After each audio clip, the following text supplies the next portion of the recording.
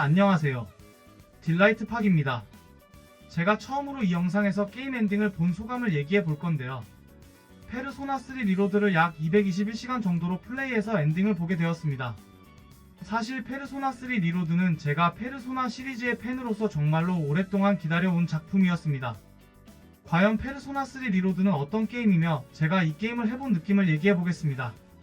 이 동영상에는 페르소나 3 리로드에 관한 스포일러가 있으니 아직 해보지 않으시는 분들은 시청에 유의하시길 바랍니다. 페르소나 3 리로드는 2006년에 플레이스테이션 2로 발매한 페르소나 3를 무려 18년 만에 리메이크한 작품입니다. 페르소나 3는 페르소나 시리즈 10주년 기념작으로 현재 페르소나 시리즈만의 정체성이 확립된 작품입니다. 우리나라에서는 여신전생 페르소나 3란 이름을 달고 시리즈 최초로 한글화가 되었습니다. 2007년에 확장판인 패스가 발매하였고 2009년에 플레이스테이션 포터플 이식판인 포터블판을 발매해 엄청난 인기를 얻었죠. 이번에 리메이크한 페르소나 3 리로드는 원작의 뼈대와 감성을 유지하면서도 얼리얼 엔진을 이용하여 그래픽, 인터페이스, 전투 밸런스, 조작성과 편의성을 많이 개선하였습니다. 또한 캐릭터 2D 일러스트와 3D 모델링, 배경 디자인과 UI 등이 새롭게 단장되었습니다. 전체적인 밸런스가 조정이 되었고 대화 음성 컷신도 추가되었습니다. 오프닝과 중간에 삽입되는 애니메이션도 새로이 제작되었고 원작에 없었던 캐릭터 사이드 에피소드 등 추가 스토리도 있습니다. 전투 파트에서는 피로도 삭제, 배턴 터치를 대체한 시프트, 빠른 전투를 위한 어시스트, 궁극기인 테우르기아, 파괴 오브젝트 아르카나 버스트, 모나드의 문 혹은 통로 개편 등이 있습니다. 페르소나 3의 스토리는 절대 가볍지 않습니다. 죽음이라는 주제로 전개되며 예정된 운명에 어떻게 맞설지에 관한 이야기입니다. 2009년 도쿄 미나토구에 위치한 인공섬 타츠미 포트 아일랜드를 배경으로 월광관 고등학교에 전학한 주인공이 어떤 사건으로 인해 페르소나 능력을 각성하게 되며 10년 전 사고로 생겨난 섀도타임과 타르타로스에 얽힌 비밀을 파헤치기 위해 특별과외활동부에 들어가게 됩니다. 낮에는 학교에서 학업에 매진하고 주변 사람들과의 관계를 맺으며 시간을 보냅니다. 밤에도 기숙사에서 공부하거나 노래방, 오락실에서 시간을 보냅니다. 때로는 매달 보름달에 나타난 강력한 섀도를 쓰러뜨리고 섀도타임이 발동되어 타르타로스로 변한 학교에서 동료들과 함께 섀도에 맞서 싸우는 것이 주된 내용입니다. 제가 엔딩을 본 건 이미 포터블을 통해 봤었습니다. 그래서 출시하기 전부터 리로드 엔딩이 그대로인 거라고 짐작했었어요. 과연 얼마나 바뀔지 기대하고 추가 스토리도 있다고 하니 어떤 이야기가 펼칠지 기대했습니다. 당연히 팬으로서 디지털 프리미엄 에디션을 사전 예약으로 구매했습니다. 물론 이게 완전판이 아니란 것을 알고 있습니다. 결국 에피소드 아이기스 DLC가 출시하게 되어서 기쁘면서도 역시나 아틀라스답다고 할까요? 아무튼 출시할 때까지 정말 해보고 싶어서 기다리기 너무 힘들었습니다. 그래서 제가 듣기로는 포터블의 용량 이슈로 패스에 나오는 애니메이션과 후일담이 빠졌다고 해서 확장판인 패스를 한번 플레이해봤습니다. 막상 해보니 오래된 게임이라 그런지 여간 불편한 게 아니었더군요. 타르타로스에서 탐색 전투하는데 동료를 마음대로 조종하지 못하고 피로도 때문에 타르타로스 입구로 돌아오면 동료들이 타르타로스에서 나가버려서 스트레스를 받았습니다. 할 일이 산더미인데 동료들이 일찌감치 이탈해버렸으니 도저히 계속할 엄두가 안 났습니다. 그게 바로 페르소나 3가 리메이크로 나와야 하는 이유 중에 하나가 되는 거죠.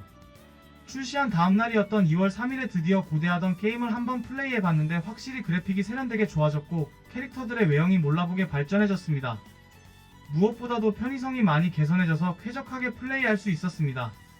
원래 저는 한 손이 자유롭지 못해서 거의 한 손으로 플레이하는 편이거든요. 그래서 어떤 것이 뭐냐고 묻는다면 전투에서 적의 약점을 처음 적중한 후에 할 수 있는 어시스트 기능을 R1 버튼으로 누르니 알아서 조준하고 약점에 맞은 스킬로 쓰니까 되게 편해졌고 빠르게 할 수 있더라고요. 또한 일상에서 문자 시스템이 생겨서 이용하는데 그날에 누구누구가 있는지 확인할 수 있고 빠른 이동도 할 수 있어서 좋았습니다. 무엇보다도 피로도가 없애서 더욱 좋았습니다. 타르타로스에서 동료들이 이탈하는 일 없이 올라갈 수 있는 데까지 수월하게 올라갈 수 있었습니다. 덕분에 1년 일정 관리가 수월하게 했습니다.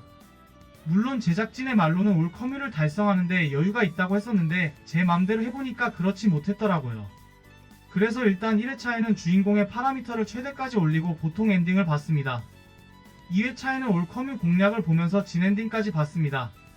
초반에는 6월 13일에 테우르기아 튜토리얼이 나오기 전까지는 원작과 같은 스토리가 그대로 진행해서 지루했습니다. 그나마 포터플에는 없었던 애니메이션을 보는 재미가 쏠쏠했습니다. 초반의 전투에서는 여느 RPG 게임도 마찬가지지만 SP가 항상 부족했어요. 체력은 회복 아이템을 비교적 쉽게 구할 수 있는데 SP는 구하기가 어려웠습니다.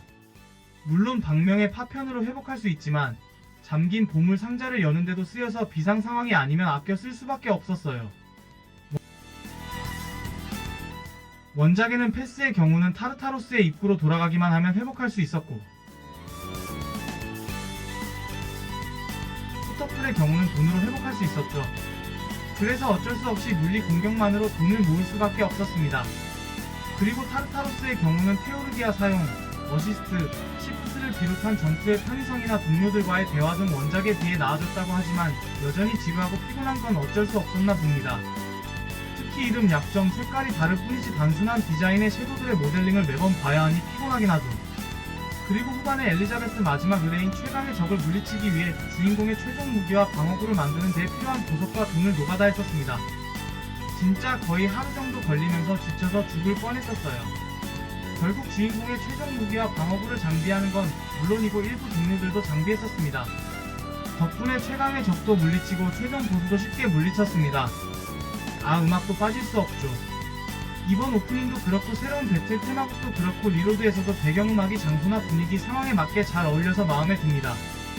특히 밤에 나가면 나오는 노래인 컬러 유 나이트가 잘 뽑았더라고요. 역시 페르소나 시리즈의 음악은 언제나 좋아요. 물론 이번 보컬이 나쁘지 않은데 원작에 비해 임팩트가 약해져서 좀 아쉽네요. 특히 번 마이 드레드라는 곡이 좀 밋밋해서 아쉽더라고요. 어쨌든 저는 원작의 엔딩을 이미 봤기 때문에 이번 엔딩을 볼 때는 덤덤하게 느껴졌지만 그래도 엔딩의 여운이 여전히 남아있고 가슴이 먹먹해졌습니다. 아무튼 4개월 만에 진엔딩을 봤으니 시원섭섭합니다.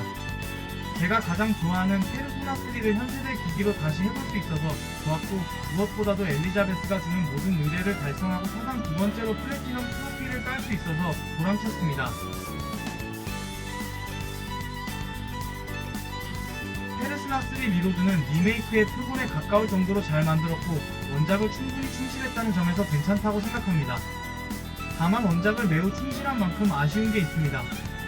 페르소나 3의 어두운 분위기가 좀 희석해져서 아쉽고 무엇보다도 포터블 콘텐츠인 여자 주인공 파트가 없다는 게 더욱 아쉽습니다.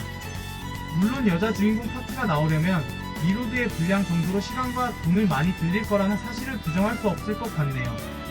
그나마 2024년 9월에 에피소드 아이비스 DLC가 나온다고 하니 다행입니다. 원작에서는 매우 어렵다고 하는데 이번 DLC에는 어떨지 기대해봅니다. 자, 그럼 제 영상을 봐주셔서 감사하고 다음 영상으로 찾아오겠습니다. 구독과 좋아요, 알림 설정을 부탁드립니다. 감사합니다.